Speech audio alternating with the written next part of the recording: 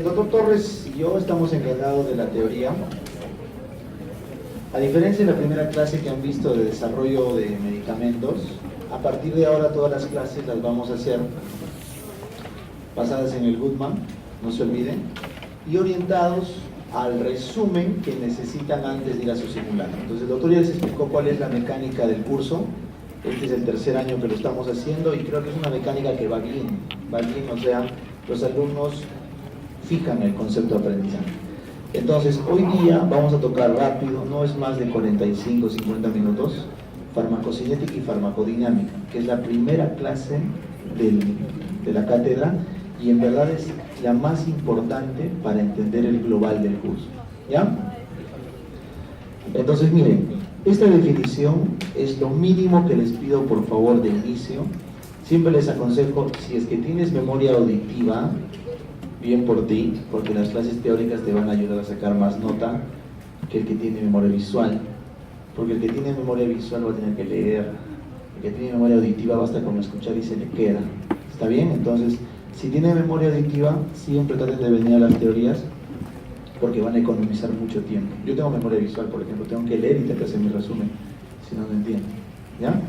Entonces, lo mínimo que les pido en esta primera parte es reconocer estos conceptos. Farmacocinética es lo que nuestro cuerpo hace con el fármaco, porque nuestro cuerpo se defiende frente a las noxas. Entonces, nuestro cuerpo altera el fármaco. ¿Ya?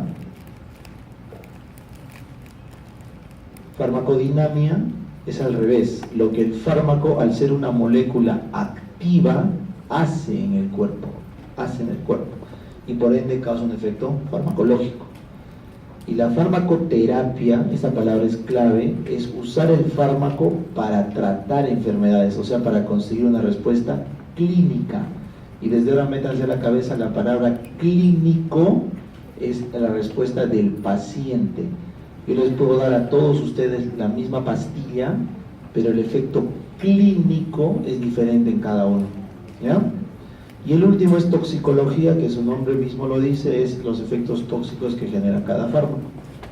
Entonces, una sustancia aplicada a un paciente tiene efectos en los tejidos deseados y en los sitios que no deseas atacar. Estos efectos en los sitios deseados es el efecto terapéutico, lo que tú quieres hacer. Pero si vas a sitios que no quieres, obviamente vas a causar efectos tóxicos. Por ende, esto es toda la rama de la farmacología que vamos a estudiar en este semestre. En cambio, si tú hablas del medio ambiente y las sustancias que hace en los organismos y a través de la cadena alimenticia, eso es toxicología ambiental y eso no lo vemos. O sea, ¿qué quiere decir? Nosotros vemos los medicamentos que se afectan a la condición clínica del paciente. ¿Ya? La dosis del fármaco que damos, que prescribimos, se absorbe. ¿Ya? Y esta palabra es clave. Estamos empezando poco a poco el conocimiento, estamos en ciencias básicas, así que tenemos que ir paso a paso, nivel a nivel. ¿La delegada no está ahorita? ¿Delegado general? Sí, un ratito, bájame.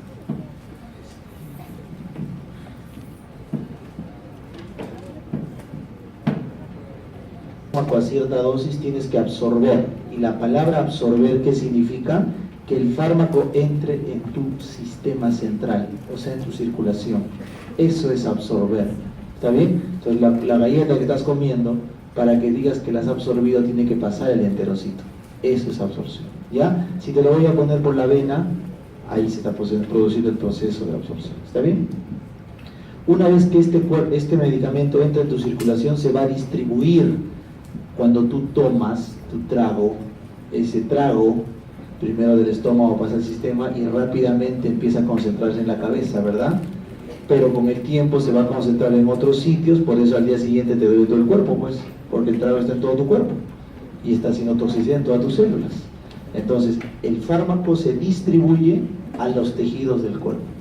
Tu cuerpo no es sonso, pues, ¿no es cierto? Si le has puesto una noxa externa, un xenobiótico, va a querer eliminarlo, ¿verdad? Entonces el siguiente paso es eliminar, y este proceso es dinámico, ¿ya?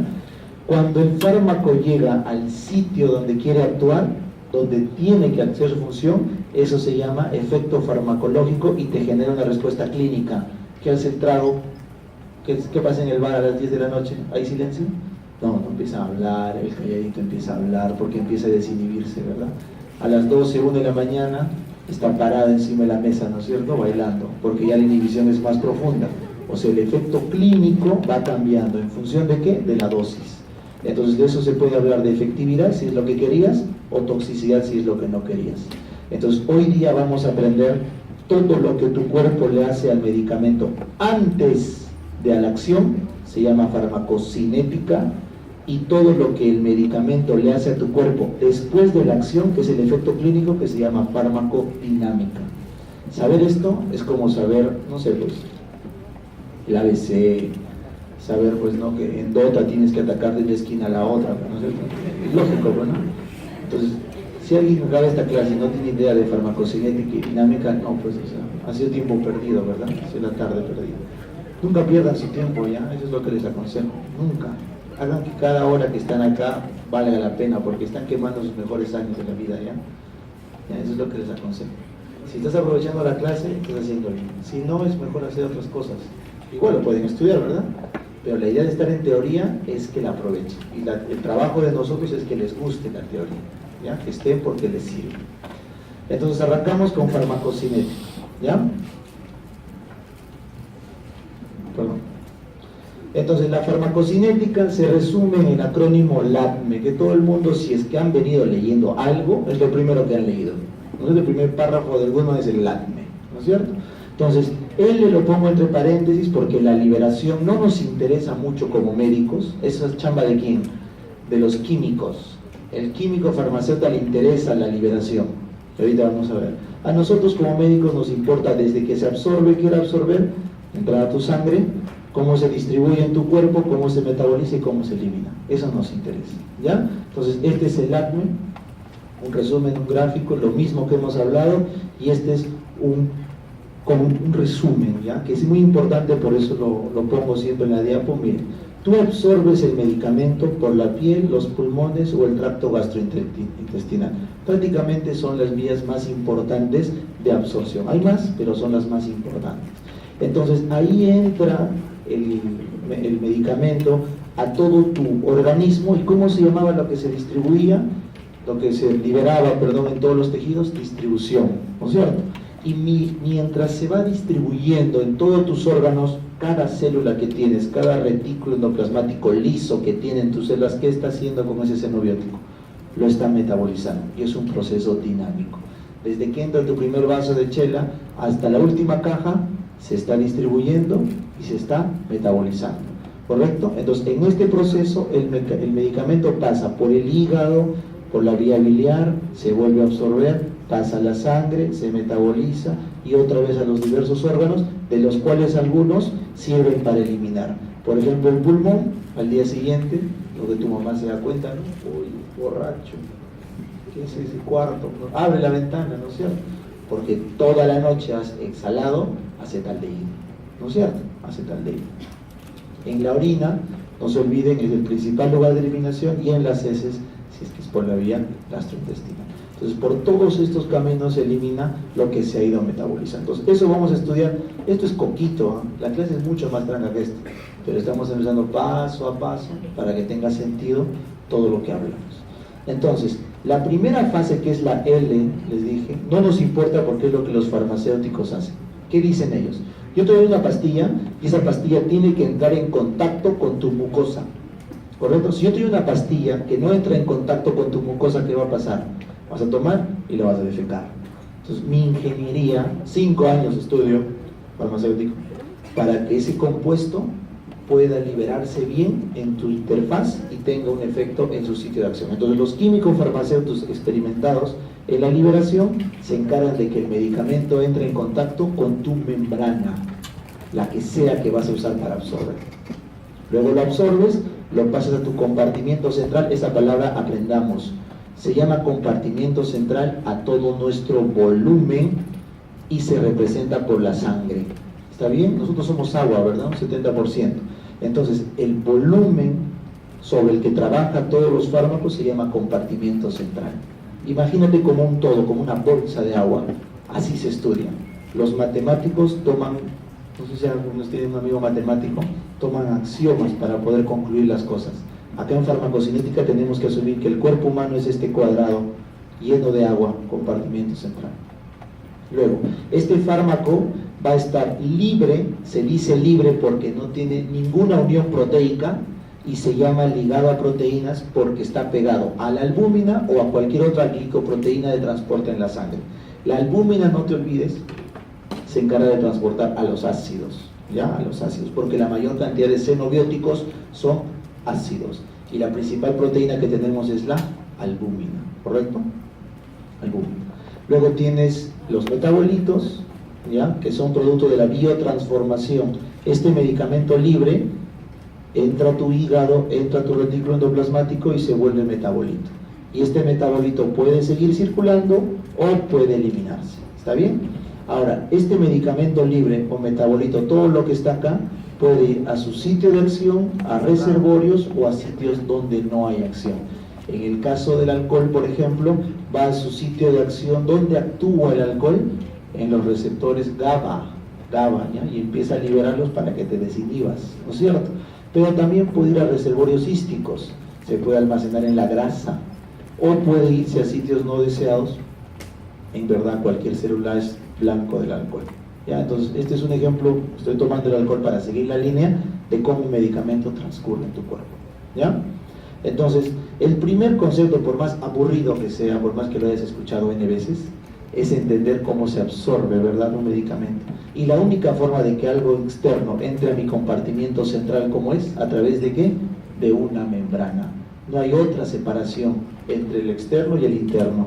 Entonces, solamente esta diapo se las pongo para que jamás se olviden que la gran separadora entre la célula y el exterior es la membrana, ¿correcto? No la sangre ni los vasos, porque la sangre de los vasos termina en el tejido por igual.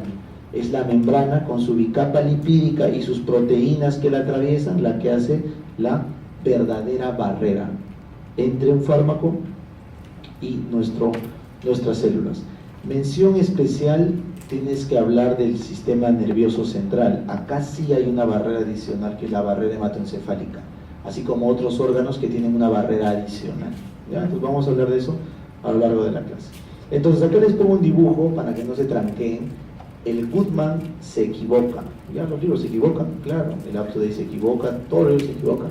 Yo me acuerdo en la universidad, siempre apuntaba al final de cada libro en qué página se encontraba un error, ¿no? Que es de traducción, un error craso a veces.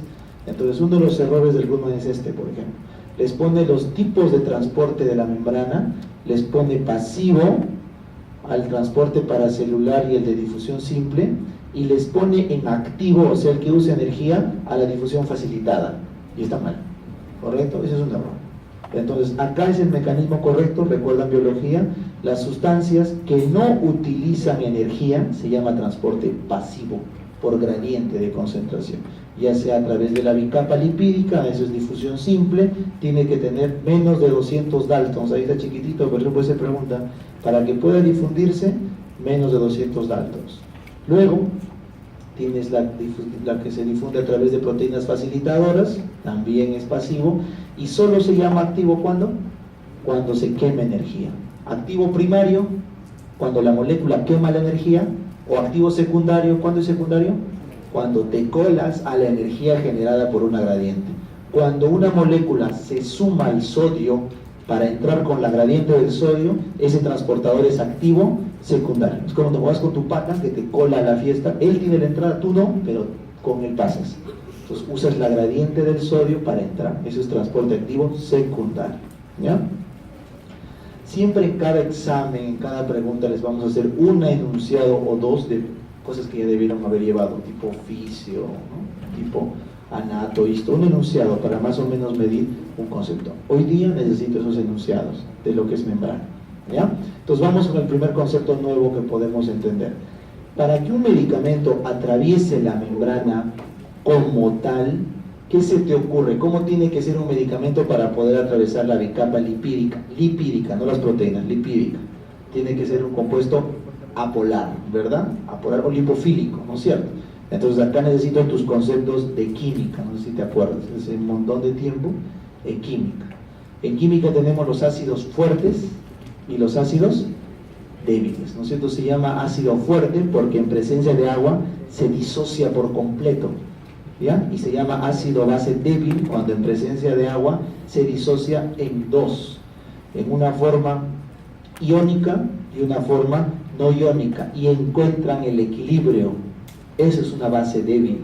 Entonces se conoce como ácido base débil aquel que en un medio se disocia en su forma iónica y en su forma no iónica o apolar y encuentran el equilibrio.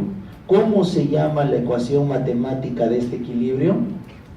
Esta ecuación es el Ka, la constante de disociación de equilibrio, ¿correcto? En el que tira y afloja, al final entra en equilibrio. Entonces, ¿qué dice la teoría del pH? Dice que el pH promedio, que se llama pKa, al cual la mitad del medicamento está en esta fase y en esta otra, ese es el pKa para esa sustancia. Entonces, la mayoría de fármacos son ácidos y bases débiles y ceden o aceptan protones en función del pH medio y de su pKa. ¿Qué es su pKa? Acabo de decirles, es el pH en el cual se encuentra en una forma estable, mitad para acá, mitad para acá. Entonces, quiere decir que la mitad del fármaco, ¿cómo va a ser? Apolar. Por ende, ¿va o no va a atravesar la membrana? Sí, sí la atraviesa, ¿correcto? Entonces, si yo tengo un fármaco ácido, acá, por ejemplo, en este caso, acá orina, pH 6, y su pKa se parece al pH 6, entonces, si el fármaco con pKa similar al del medio se encuentra en este compartimiento, entonces va a estar en la forma equilibrada, mitad-mitad. Quiere decir que mitad del fármaco va a ser lipofílico, o sea, va a atravesar la barrera. Y viceversa, si un fármaco de un pKa ácido se encuentra en un medio básico, ¿qué va a pasar? Va a volverse más hacia su forma iónica. Entonces, ¿qué se concluye de esto? Y eso es muy importante, que si tú tienes un fármaco ácido, por el pKa ácido, y lo pones en un medio ácido, tienes un juerguero y lo pones en una juerga, entonces está en su forma menos tensa, químicamente hablando. O sea, ¿en qué forma está? En la forma equilibrada, mitad-mitad, y la mitad del medicamento, que es apolar, atraviesa la barrera, ¿correcto? En cambio, si tienes un pKa ácido y lo pones en un medio básico, tienes un juerguero y lo pones ahí a que esté tranquilo escuchando 5 horas de clase, ¿no es cierto? Un chapotero lo tienes acá desde las 3, entonces poco más y va, no sé, va a gritar. Entonces, ¿está en qué forma? Tensa. ¿Cómo es la forma tensa química? Con carga. Entonces, un medicamento ácido en medio básico va a estar en qué forma? Ionizada. Esa forma ionizada, te pregunto, ¿atraviesa o no la barrera? No, por lo tanto un medicamento ácido en medio básico se retiene ahí. En cambio un medicamento ácido en medio ácido se absorbe. ¿Por qué la chela tiene CO2? Sí, es chela, ¿no? Qué maleado, ¿no? O sea, es para que hagan unidad clínica. ¿Por qué la cerveza tiene CO2? Para que con ese 5% misio que nos dan de alcohol pueda embriagar a la persona. ¿Ya? La cerveza que venden es del 5%. Las del 15, 18% cuestan 3-4 veces más, ¿sí o no? Porque cuesta alcanzar alcohol. Entonces, cuando los de la Bacus le ponen CO2 a la cerveza, la vuelven ácida. Entonces, tomado como es ácido, se absorbe más rápido. Esa es la lógica. ¿Está bien? Con menos alcohol, más rápido se absorbe. ¿Ven, chicos? Pues así van a darse cuenta que todo, en verdad, casi todo lo que estudiamos tiene utilidad. Seguimos. Entonces, absorción era desplazarse desde el sitio donde se administra hasta el compartimento central, que ya saben que es compartimento central. ¿Ya? Entonces, acá están las preguntas que les voy a hacer de absorción. ¿Qué cosa favorece la absorción? La velocidad de dilución, el pH que ya les expliqué, la liposolubilidad que ya les expliqué, los fármacos más liposolubles. Otra vez, el alcohol, ¿es lipofílico o hidrofílico? Ya, dentro de todos los compuestos es hidrofílico, pero tiene bastante componente, o sea, en su molécula también apolar. Entonces, por eso el alcohol tiene buena distribución en el cerebro. Ya puede entrar al cerebro porque tiene cierta liposolubilidad. ¿ya? Otros medicamentos no. La gradiente de concentración, ¿qué se absorberá más rápido? ¿1 gramo de una molécula o 1 miligramo? 1 gramo, porque genera gradiente de concentración. La superficie, yo te pregunto, si te cae un poco de ácido, un punto a la rodilla, o te cae un balde de ácido, ¿cuál te hace más daño? El balde, pues porque ha agarrado más área. Igual, si tú tomas un medicamento que se absorbe en el intestino, se absorberá mejor que un medicamento que se absorba solo en el estómago, por ejemplo. Entonces, esa es otra lógica. Te pregunto, ¿el intestino qué pH es? Alcalino. El duodeno es alcalino. Por lo tanto, ¿cómo se prefieren los medicamentos que sean para buena absorción? Si es ácido se va a quedar, no va a pasar. Alcalino. Alcalino con alcalino se suelta, está en su medio y se puede absorber mejor. ¿Está bien? En cambio, si quiero que se absorba por el estómago, el caso de la cerveza, ácido. Perfecto. Ya, eso es importante. Las vías. No va a ser igual una absorción en una jeringa, en una ampolla, que vía oral, ¿verdad? La administración. Factores físico-químicos y, en el caso de la vía enteral, la motilidad. ¿Qué pasa si tomas una pastilla y estás con, no sé, con diarrea, con vómitos? No la vas a absorber bien, ¿verdad? Flujo sanguíneo esplácnico. ¿Qué pasa? ¿Por qué toda la vida decían, después de comer no vayas a la piscina? Porque vas a la piscina fría, no se olviden, entonces hay una redistribución de la, mejor dicho, tú estás comiendo, entonces la sangre está en la parte visceral, entonces tú te vas a la piscina fría y alteras tu regulación de fluidos, entonces puedes tener algún compromiso hemodinámico, ¿no es cierto? Si la persona no tiene buena respuesta cardíaca, puede pasar algo grave. Entonces, cuando la sangre está en el estómago, se absorbe mejor que cuando está en la parte periférica. Es otro ejemplo, ¿ya? Y alimentos, por ejemplo, hay pastillas, algún día van a escuchar tetraciclinas, en alguna clase les van a decir que no lo puedes tomar con leche, ¿ya? Porque no se absorbe, así de fácil. Otros medicamentos que sí, entonces esa es la interacción en la absorción. Entonces, acá están los medicamentos básicos versus los ácidos, para que tengas una idea simplemente de que cuáles se absorben mejor en medio alcalino, cuáles en medio ácido. Solamente como dato, a nadie les va a preguntar uno por uno, es absurdo, ¿ya? Lo que importa son los conceptos. Y todo lo que les expliqué está acá. Entonces, toda la explicación que les hice del pH y el pKa se debe interpretar en esta lámina. Entonces, miren, en este dibujo tienes acá un pH ácido, y tienes un medicamento acá que está con un pKa de 4.4. 4.4 es ácido básico. Ácido. Entonces, un medicamento ácido, en medio ácido, ¿a dónde tiende la ecuación? A la relajada, ¿no es cierto? A la liposoluble. Entonces, esta forma apolar se va a absorber con mayor facilidad y pasa a la sangre que está con pH alcalino. ¿Qué va a pasar con la ecuación? Se tira para acá a la forma estresada o iónica y de esa forma queda atrapado en el compartimiento. Y así se absorbió y quedó atrapado acá, y de acá ya no va a regresar, pues, por simple gradiente de pH. ¿Ya? Sencillo, ¿verdad? Ahora yo te pregunto, si te has intoxicado con un medicamento ácido, ¿qué tengo que hacer con tu orina? Te has intoxicado con un ácido, ¿qué tengo que hacer yo con tu orina? Alcalinizarla, porque yo al alcalinizar tu orina, ese tu medicamento ácido, cuando pase a la filtración urinaria, la orina alcalina con un ácido, ¿qué lo va a llevar el medicamento? A la forma iónica, entonces no va a poder regresar. No te olvides que en el nefrón se filtra y se reabsorbe. Para que se filtre y no regrese, tengo que poner el pH al revés. Entonces, cuando un paciente está intoxicado con un medicamento ácido, los médicos, ¿qué le damos? Bicarbonato, para alcalinizar la orina, y que todo lo que filtre se quede en su orina, y así mejorar el mecanismo de eliminación. Lógico, ¿no es cierto? Pero yo sé que te vas a acordar de la chela, así que ese ejemplo es mejor, ¿no es cierto? Del CO2. Acá está la diferencia de las vías. Por ejemplo, en la vía intravenosa, nunca lo olvides, se evita la absorción. ¿Por qué? Porque al poner tiro directo al compartimento central, ya no ha habido ese paso entre el externo y el compartimento central. Es una pregunta típica, ¿sí? Ya no hay pues absorción, porque te lo he puesto en el compartimento central. Cuando vía intravenosa, cuidado que marque subcutánea intramuscular, no. La intravenosa o la intraarterial, directo al sistema central, ¿ya? Los efectos son inmediatos, porque al entrar al compartimento central y puentear al hígado, todo lo que te quería dar de dosis ha llegado a tu compartimiento.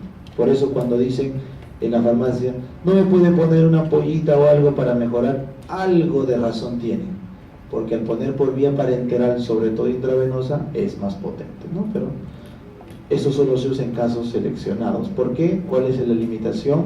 Riesgo de efectos adversos. Así como actúa rápido, te hace daño al toque, ¿ya? Y bueno, así puedes seguir leyendo, todos sabemos leer, ¿no es cierto? Todos los cuadros, como yo no voy a leer, no tiene sentido, pero esa es la ventaja, una por otra. ¿Qué otra ventaja hay que recalcar? Las intramusculares. Las intramusculares son importantes cuando tenemos volúmenes moderados, oleosos o irritantes. O sea, si yo te quiero poner harto medicamento y recontra espeso y recontra irritante, no te lo voy a poner a la piel, pues, porque vas a gritar. En cambio te lo pongo al músculo, acomodamos ahí en tremendo glúteo, ¿no es cierto? Entonces por ahí se pone el medicamento y aguanta. Por eso las pastillas, los medicamentos anticonceptivos de depósito se ponen intramuscular. Y ahí se queda un montón de medroxiprogesterona para que te dure 3 meses. ¿Ya? Esa es una forma de administración. Y bueno, la vía oral, que su peor defecto es que es variable, la biodisponibilidad es errática, sin embargo es la vía más segura y barata por su producción, mantenimiento y dispensación. Una pastilla puede llegar a cualquier lugar, una ampolla no siempre, ¿ya? Ese es el resumen de la tabla. Ahí está, subcutáneo, inmediatamente debajo de la epidermis, intravenosa a la vena, intramuscular al músculo, ¿ya? Y todas se consideran parenterales porque puentean al enteral, pues, o sea, a la vía oral. Todas estas son vías parenterales porque la vía enteral es la vía oral, ¿ya? Muy bien. Siguiente concepto, que es biodisponibilidad. Entonces, la absorción, dijimos, es el paso del medicamento desde afuera hasta el compartimiento central, ¿correcto? Sencillo. ¿Quién puentea la administración? La intravenosa.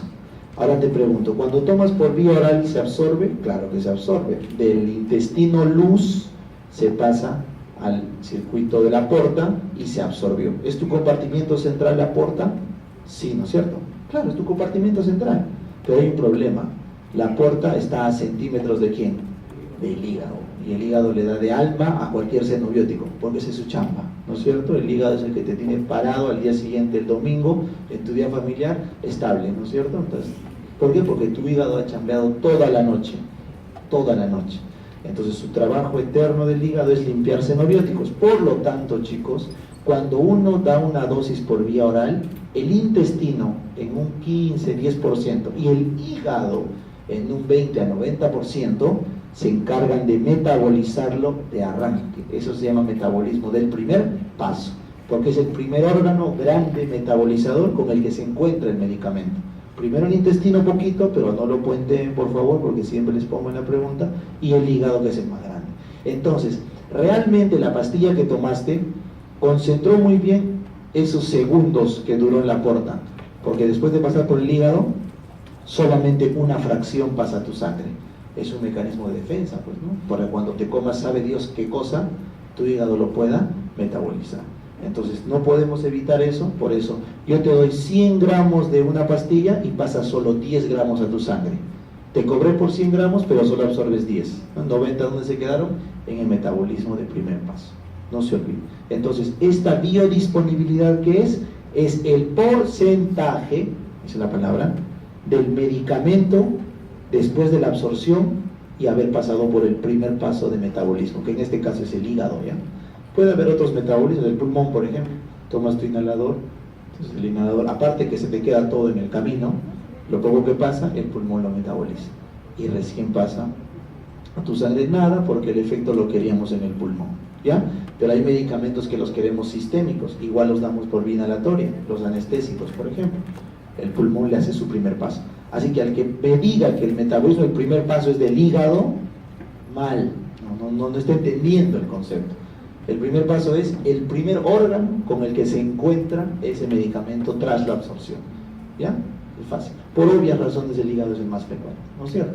Entonces acá está bien claro, según el ANCH, el intravenoso 100% biodisponible por definición, ¿no es cierto? Y luego va cayendo la biodisponibilidad en cada uno. Ahí está, se los he puesto para que lo puedan revisar. Entonces, vamos con el siguiente término. El siguiente término, que es muy importante, no es la biodisponibilidad, sino la bioequivalencia. Es totalmente distinto, no tiene nada que ver. La bioequivalencia simplemente lo que dice es, dos medicamentos que tienen el mismo componente, la misma administración, tienen todo igual, pero uno lo hace Roche y el otro lo hace Pfizer. Entonces, cuando quieran competir en el mercado, el vendedor, ¿qué te va a decir? Este es igual, compra y más barato, ¿no es cierto? Porque los lunes hay descuento y el otro para el otro. Al final todos se basan en que esa misma aspirina es igual en los dos lados. Entonces, ¿cuál es la única forma médica de saber que esa aspirina es igual? Por la bioequivalencia. La bioequivalencia dice, a igual fármaco, las curvas de farmacocinética deben ser iguales. Eso es bioequivalencia. Cuando dos medicamentos de la misma concentración, la misma presentación, la misma vía de administración, tienen curvas de farmacocinética similares. No tienen nada que ver con biodisponibilidad. ¿Está bien? Por eso se los pongo acá. Y no se olviden que la gran diferencia de bioequivalencia se debe a la biofase. O sea, el medicamento, la droga, interacciona con el receptor en función de la capacidad que tiene para presentarse a este receptor. A ver, Cristiano, si un medicamento lo absorbes y cuando va a llegar al receptor, cuando ya va a conseguir su función, no se presenta en forma adecuada en la biofase, entonces el efecto final no va a ser el mismo.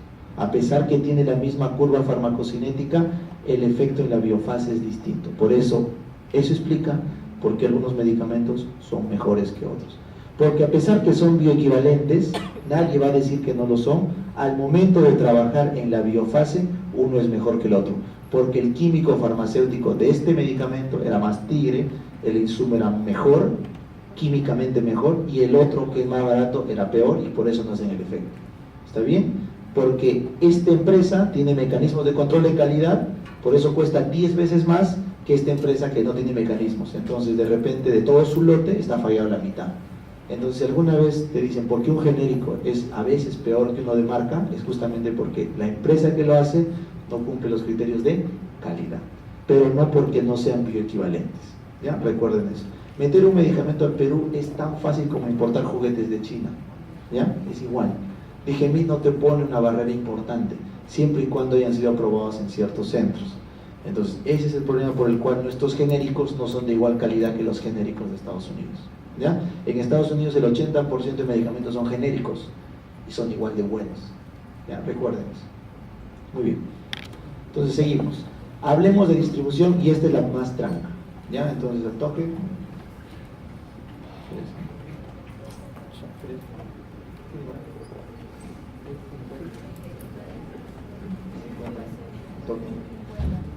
Ya, miren chicos, entonces distribución, que era cómo el compuesto en tu sangre empezaba a distribuirse a todos tus órganos, ¿verdad? Entonces acá está para que vean, una intravenosa, así viene, se concentra y luego se elimina, la intramuscular así, la subcutánea y la oral.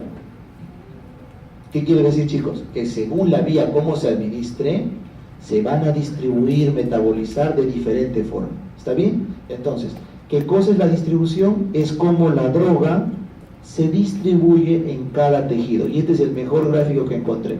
Tomas tu pastillita, acá solo está en la arteria, por eso está pintado de azul solamente las vías de la circulación. Pero si la pastillita sale de las arterias, de los vasos, y se distribuye al intersticio, entonces tienes que se va pintando y de repente se libera más, o sea, no solamente sale poco, sino sale gran parte del fármaco, se pinta más, y finalmente si tienes un medicamento que prácticamente atraviesa todas las barreras, se pinta todo.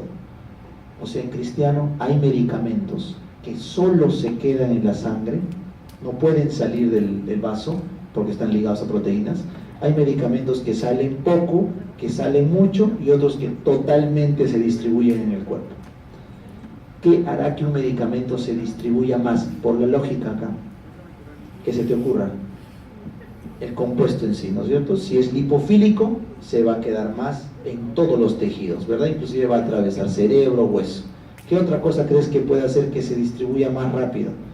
La circulación. Cuanto más circule la sangre, más va a distribuir, ¿verdad? Entonces imagínate que esto es lo que ocurre cada vez que tomas una pastilla. Una pastilla A puede quedarse en tu sangre, una B parcialmente distribuirse en tu cuerpo, una C y una D prácticamente en todo tu cuerpo. El mejor ejemplo, el alcohol otra vez. Te duele todo tu cuerpo, ¿por qué? Porque se ha metido en cada una de tus células, ¿ya? Lo que trato de decir es no tomen mucho, por favor. Ya se ha demostrado que baja la cognición, baja el cálculo, baja un montón de cosas, ¿ya? Entonces, tomen, pero poco, chicos, ya poco. Menos de 7 tragos a la semana. Son 7 cervezas, no más. Equivalente a un trago por día, nada más, ¿ya? Y aún así eso disminuye la cognición, ¿ya? Entonces, bueno, seguimos acá. Entonces, esta distribución que les pongo acá es un ejemplo, ¿ah? Cómo se distribuye un fármaco en cada tejido. Lo que quiero que aprendan es cómo en la medicina esto se lleva al número. Y esto sí voy a preguntarles, aunque se quejen, doctor, ¿eso no sirve? Sí sirve, el concepto sirve. El volumen de distribución aparente es la cantidad de fármaco que tienes en tu cuerpo sobre la cantidad de fármaco que tienes en tu sangre. Los farmacólogos clínicos, que son los que estudian esto, han dicho, la única forma de que yo sepa si tu pastilla es este hombrecito o tu pastilla es este hombrecito es con esta fórmula. Yo voy a contar cuántos gramos te he dado de diazepam. X gramos de diazepam. ¿Cuánto tienes de diazepam en tu sangre? Concentración de diazepam en tu sangre. Si yo divido esto, me va a salir el volumen en el cual se disolvió ese diazepam. ¿Está bien? Cuando tú aplicas esa fórmula, te sale, por ejemplo, la digoxina, 600 litros. ¿Qué significa eso? Que es un medicamento de alta distribución. Cuanto más se aleje de la unidad, porque es una fracción, ¿no es cierto? Cuanto más se aleje de la unidad es porque ha salido más de tu sangre.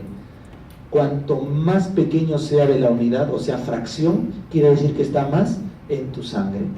Entonces, si yo te he dado 10 de digoxina y tengo en tu sangre 20 de concentración, esa división que va a dar, un quebrado. Entonces, ¿dónde está el medicamento concentrado? En tu sangre, no sale, ¿correcto? Si yo te doy 10 de digoxina y tengo en sangre 0.1, esa división te va a dar un numerazo, ¿no es cierto? Entonces eso quiere decir que se ha salido de la sangre.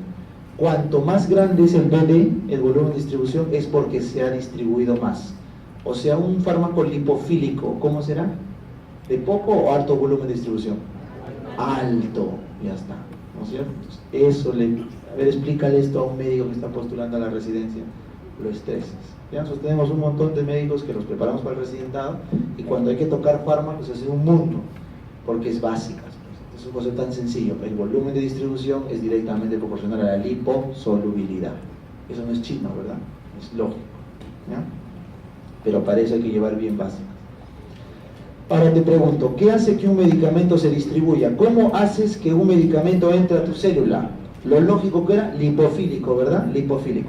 Pero yo te pregunto, ¿hay medicamentos que tú tomas y solo concentran en cerebro? Hay medicamentos que tú tomas y solo concentran, por ejemplo, no sé, pues en articulaciones, en pulmón. ¿Qué hace? Esa es la chamba del farmacéutico.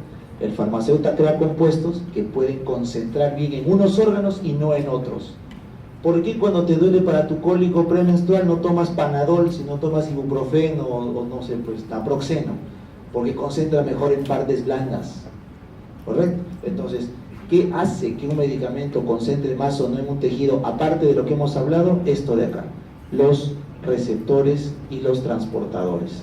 Si yo te creo un medicamento que tiene afinidad por un receptor que solo está en el cerebro, ¿dónde se va a concentrar el medicamento?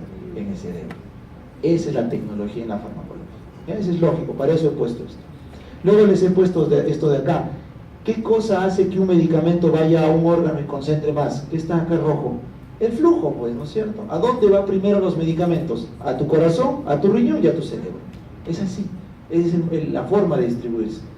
Lo último será tu piel, tus músculos y la grasa. Lo último es la grasa. Entonces, cuando uno toma una pastilla, lo primero es que bañe el cerebro, el corazón y el riñón. ¿Está bien? Así. Finalmente, esto que ven acá son proteínas, para que recuerden que la albúmina es la principal molécula que se encarga de ¿qué? De afijar y transportar a los fármacos. Transportar entre comillas porque nunca lo suelta. Lo agarra y no lo suelta hasta que lo metabolice el hígado. Entonces lo que hace la albúmina es lo fija. Al fijarlo, ¿qué pasa? ¿La albúmina puede salir de la sangre, sí o no? ¿Puede salir del vaso sanguíneo la albúmina? No, pues. ¿Por dónde va a salir? No se puede. Entonces la albúmina hace que el medicamento se quede en el plasma. Por ende, la albúmina disminuye la cantidad de fármaco libre. Por lo tanto, eso disminuye la distribución del medicamento. Es lógico, ¿no es cierto? Por eso les he puesto gigante la albúmina. Una de las moléculas más importantes para la distribución es la albúmina. ¿Ya? Muy bien. Seguimos. La última fase es la excreción y el metabolismo. ¿Qué es excreción? Es eliminar el fármaco fuera del cuerpo. Eso es excretar. Y los órganos que eliminan son estos: el riñón, el hígado, el pulmón, la saliva, la mama, el semen y todos los fluidos que se te ocurran. Eliminan. ¿Ya? Entonces, si bien es cierto, la leche, el sudor, el semen, la saliva no son considerables, si tú te metes un partido de 1 a 2 horas o te vas al sauna 2 horas, todo ese sudor sirve para metabolizar, ¿no es cierto? Por eso tu pata te lleva al sauna, ¿no es cierto? Al día siguiente para que te recuperes, ¿no? No pasó nada, ¿no es cierto? O juegas tu pichanga, porque en esa cantidad de sudor se elimina. Pero ¿cuál es el gran órgano que nos protege? El riñón y el hígado. Entonces acá les hemos puesto los fármacos en sangre, cómo se excretan. Pregunta de examen: vía renal es la más importante, a través de la filtración, secreción, que son los dos mecanismos. Y esto es pregunta de examen, ¿eh? Se filtran los compuestos pequeños, no ligados a proteína, hidrofílicos. Cuidado, que se filtran los compuestos pequeños, no ligados a proteína e hidrofílicos. Y doctor, ¿qué hago entonces con los medicamentos grandes, los medicamentos no hidrofílicos e inclusive ligados a proteínas? ¿Qué hace tu riñón si tienes que eliminarlo? Los secreta a través de unos canales o unas bombas de ácidos y bases. O sea, tu riñón, esa pastilla que estás tomando ahora, no sé cuál sea la que tomes, está agarrando, y si es un ácido, lo está transportando contracorriente. ¿Y quién está gastando energía? El riñón. Por eso cuando un paciente tiene falla renal, ¿qué pasa con sus medicamentos? Aumenta su concentración, se intoxica y hace efectos adversos. Acá está el resto, para que lo tengas. Acuérdate de esto, por favor. Pelo. ¿El pelo elimina fármacos? Sí, sobre todo metales pesados. ¿Cómo yo sé que ese chiquito está expuesto a plomo desde los 5 años? Por ver en su pelo cuánto tiempo tiene de excreción de plomo, de arsénico. ¿Ya? Para eso sí, por eso les he puesto esto acá. ¿Ya? Y esto es la recirculación enterohepática. Nunca se olviden, el hígado elimina por la bilis, pero la bilis, ¿dónde se absorbe? En el ileón. Entonces, el medicamento que eliminaste por la bilis se reabsorbe en el ileón. ¿Y cómo se llama este ciclo? Circulación enterohepática. Los antibióticos que toman necesitan este mecanismo. Si no habría este mecanismo, tendríamos que darte 3-4 veces más dosis de antibiótico. Te damos poco porque se recircula. Muy bien, y este gráfico se los he puesto, esto lo voy a preguntar. ¿Cuáles son las glucoproteínas más importantes que eliminan los fármacos en los órganos más importantes, que son el hígado y el riñón? Acá están. Las proteínas MDR, multidrogoresistentes, 1, 3, 2, toda la familia. Miren cómo eliminan. Este es el canalículo biliar, este es un hepatocito, cómo lo está eliminando. ¿Ya? Y tiene las transportadoras. Acá tienes OAT, OAT son las transportadoras de ácidos tubulares. Las glucoproteínas MDR 1, 2 y 3 y las OATPs, que son las transportadoras de ¿qué? De ácidos, son las dos proteínas más importantes, y está en su Goodman, que transportan y eliminan los medicamentos que no pueden filtrarse. ¿Ya? Que no pueden filtrarse. Por eso es muy importante que lo recuerden. ¿Ya? Ahí está. Se he puesto los dos ejemplos. Ojo, el hígado y el riñón comparten las mismas proteínas, ¿no? Por eso son los principales que eliminan los medicamentos. Muy bien, entonces recuerda esto. La eliminación de los fármacos en nuestro cuerpo sigue estos dos órdenes. El orden primero y orden cero. Recuerda esto. La gran mayoría de fármacos siguen el orden primero o primer orden. ¿Qué quiere decir? Acá está el texto para que lo leas, porque esto sí es un poquito tranca después para que lo repases. Pero la lógica es sencilla. Se elimina una fracción constante de medicamento. 5 a 2,5, la mitad. Esto, la mitad, la mitad, la mitad y la mitad. Eso se llama eliminación de primer orden. Entonces, tú tomas una pastilla, se elimina la mitad. Tomas 10 pastillas, se elimina la mitad. Así trabajan las enzimas. Pero hay ciertos medicamentos, otra vez como el alcohol, que tienen eliminación orden 0. Tomas un trago, eliminas como siempre. Tomas 2 cajas, eliminas igual. Entonces, el que se embala, ¿qué pasa con el que se embala? Ahí queda, ¿no es cierto? Pues lo dicen, tienes que saber tomar. ¿Por qué? Porque tu hígado metaboliza el alcohol a orden 0, a una misma cantidad constante. Entonces, el que sabe tomar, toma su ritmo de eliminación y jala, son 3, 4, 5 de la mañana, está parado. Recoge a todos y los lleva, ¿no es cierto? Pero el que no sabe, sobrepasa su límite de metabolismo y el alcohol empieza a intoxicarlo. 10, 11, 12 de la noche, tirado, ¿no es cierto? Porque sobrepasa su mecanismo de orden 0. En cambio, gracias a Dios, el resto de fármacos, ¿qué orden tienen de eliminación? 1. Entonces, te vino tu depre, te deja tu flaco, te quieres tomar todas las benzodiazepinas, no te vas a poder matar, ¿ya? Primero porque no te llevan al coma y segundo porque se metabolizan de orden 1. Y así como otros medicamentos, ¿ya? Muy bien. Ya está explicado. Ahora vamos a hablar del metabolismo. Dijimos que la distribución, la eliminación y el metabolismo ocurren al mismo tiempo, ¿no es cierto? Lo dividimos solo con fines académicos, para poder entender. Entonces, ¿quién metaboliza? Cuidado que digas el hígado. ¿Quién metaboliza? El retículo endoplasmático liso de todas las células de tu cuerpo. Obviamente el hígado